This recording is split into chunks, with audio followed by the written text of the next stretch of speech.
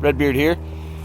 Spending the day outside today. It's amazing. Yesterday it was almost 15, 16, maybe even 18 degrees, which equates to, I don't know, what do you double it at 30? So 65 maybe Fahrenheit. That's pretty warm for middle of February. It's actually unusually warm.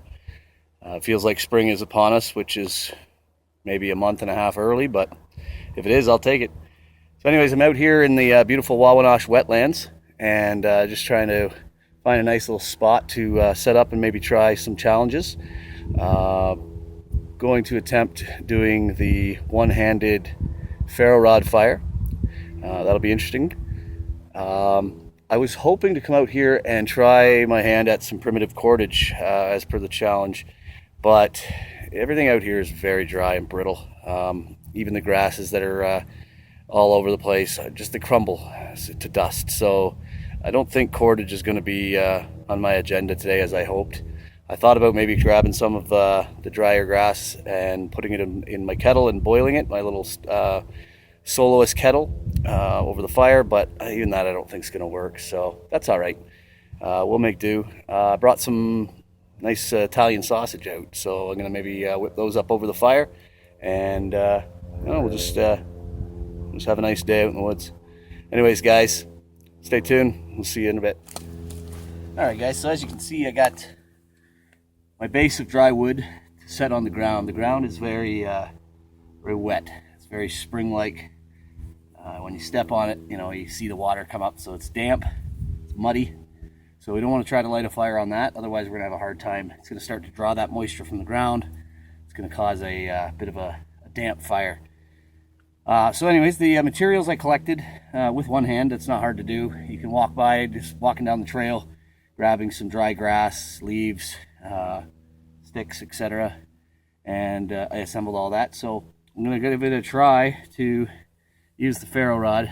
I'm going to anchor it in the crotch of my knee, behind my knee, and see if I can strike into the center of my tinder, which I've processed nice and finely with one hand.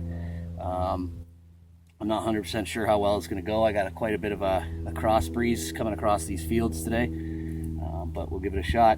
And I wish I had a longer ferro rod for this job. This is the only small one I have, but you got to make do with what you have when you're out in the woods. So anyways, guys, let's see if I can't do this. Get this log in here for me to kneel onto. All right.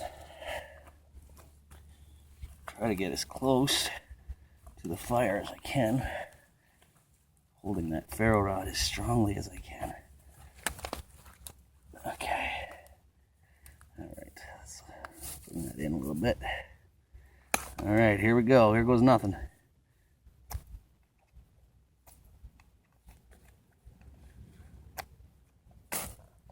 Okay, we have sparks.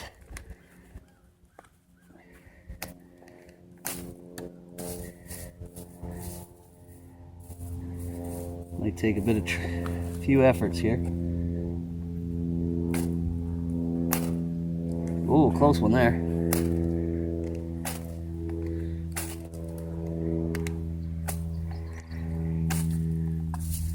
Oh, had a little glowing ember there for a second, so we're getting there.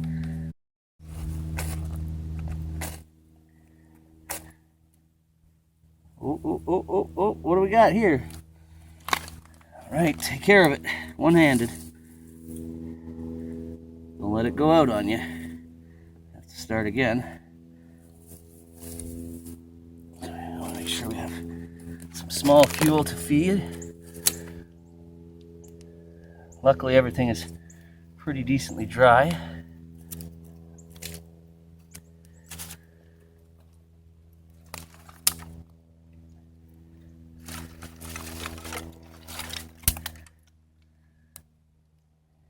And it looks like we might just have liftoff here. Probably should have grabbed a little more dry grass to bolster this up a little, but looks like we might be all right. There's enough of some heat going on there.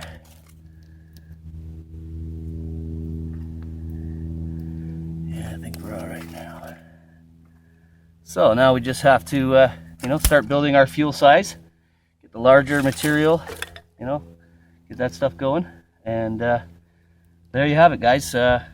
Starting a fire with one hand, you know, in the event that you lose a hand or chop your thumb like they did in that show, you know, or maybe worse off, maybe you have frostbite going on in one hand. Not that that's usually going to be the case in one hand only, but, or, you know, maybe an animal attack. Maybe you had to fend off a mountain lion or a bear or a wild dog, and they bit your hand pretty bad.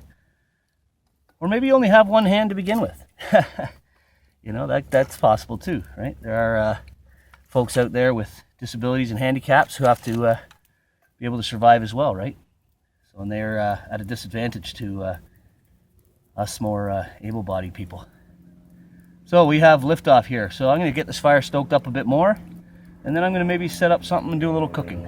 So thought while we're out here, do a little demonstration on what I think is a really good quality tool to have for any sort of bushcrafting or outdoor activity. A good saw when out in the woods is essential, and I personally have had a couple different ones over the years, and I finally decided to buy what I think is the Cadillac, and that's the Silky saw. Okay, they come in a bunch of different sizes. There's the Gom Boy, which is this. There's a Pocket Boy, which is smaller. There's a Big Boy, which is a little larger than this, and then there's this giant one called a Katana, which is quite expensive. But this to me is the perfect size for backpacking, and so I'm going to show you how quickly and how well this works on some nice dead hardwood, very dry dead hardwood. Learn from my mistake, and that is do not use the large tooth blade saw for dry dead wood. The steel is very hard and brittle, but it's very sharp and high quality. So use a medium tooth saw or a small tooth saw if you can. You're going to find yourself having better luck with that. So let's show you how that works. So let's grab the wood here.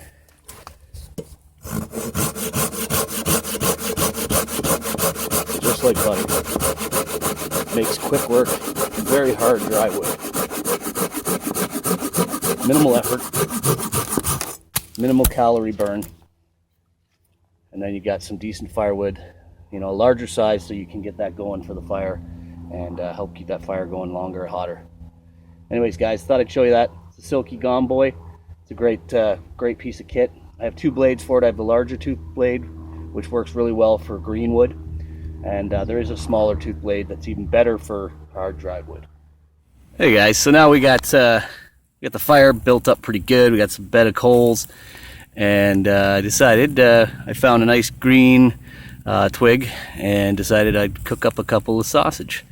So that's my cooking method today, is sausage on a stick. You know, just like sitting around the fire with roasting weenies.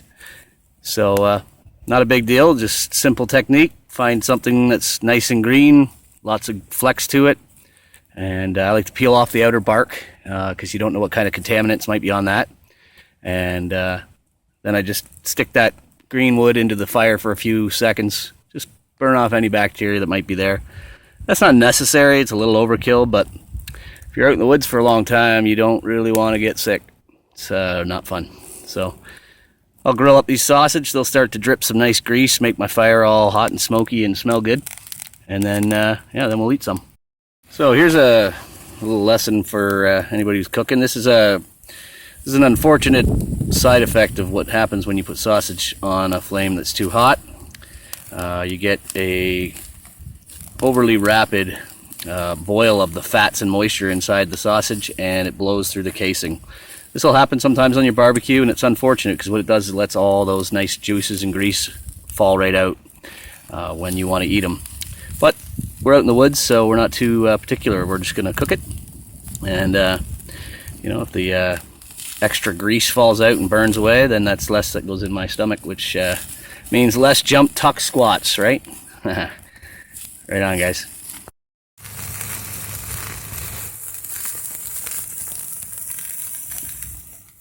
Right on. We got sausage, nice and hot, fully cooked. It's important. Make sure you cook your sausage fully.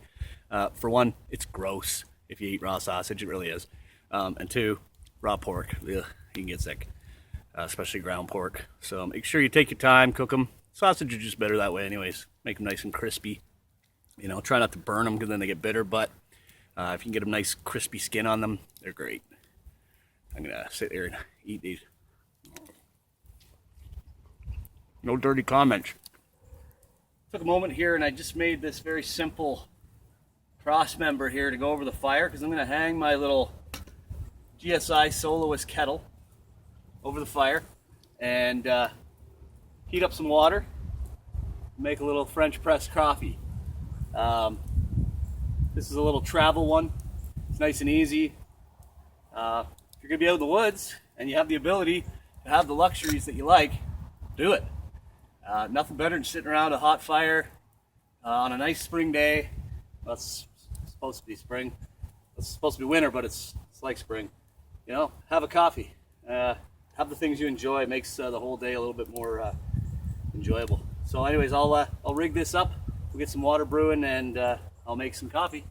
So I've gone ahead and rigged up the kettle over the fire with using this little chain and an S hook. It allows me to draw the pot up or down, you know, which is nice. Sometimes you need to get it a little lower to get the heat. Put some water in there, we'll get it boiling, and then soon enough we'll have coffee. Again, I'm speaking in third person. It's the weirdest thing.